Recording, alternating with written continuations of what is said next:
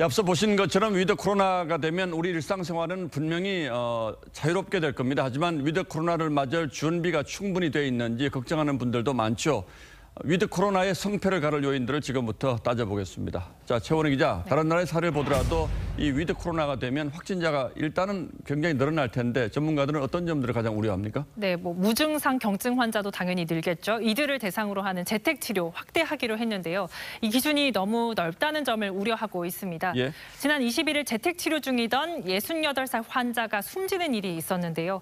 오늘 발표된 재택 치료 기준 역시 70세 미만의 호흡곤란 등 증상이 없는 경우인데 연령 기준을 좀 더 보수적으로 설정하고 또 백신 접종자로 제한해야 한다는 목소리가 나옵니다.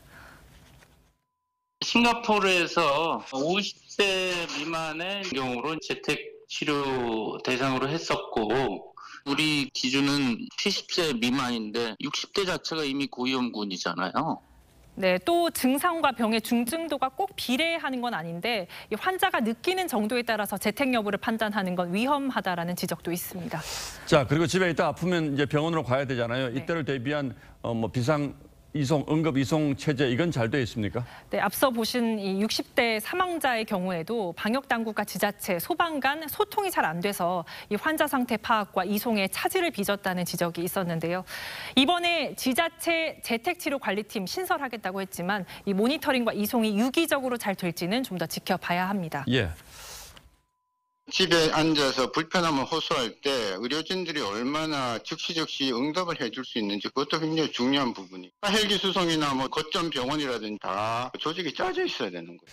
그리고 백신 접종률이 70%를 넘어서 정부는 이제는 해볼 만하다 이렇게 생각하는 것 같은데 그 반대로 보면 30%는 아직 백신 다 맞지 않았다는 얘기잖아요. 이건 문제가 없을까요? 네, 특히 소아청소년들의 경우 이제 막 접종이 시작됐거나 또 접종 대상이 아니어서 18세 미만 접종률은 거의 0에 가깝습니다.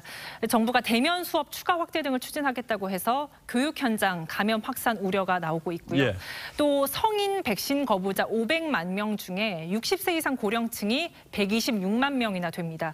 코로나 위중증 환자 비중이 60세 이상에서 70%를 넘고 또 50세 이상에선 85%에 이르는 만큼 이 접종 동료와 함께 부스터샷 접종도 서둘러야 한다는 지적이 나오고 있습니다.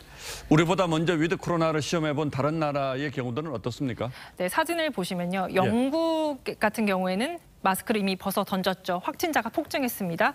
반면 포르투갈은요. 이 완화 이후에도 자발적으로 마스크를 썼고 또 확진자 수는 더 늘지 않았습니다.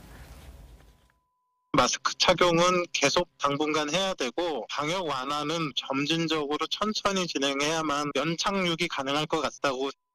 예, 마음이 급하긴 합니다만 당장은 마스크는 좀 쓰는 위드 코로나 이렇게 갈 가능성이 높겠군요. 네, 그렇습니다. 예, 최원희 기자 잘 들었습니다.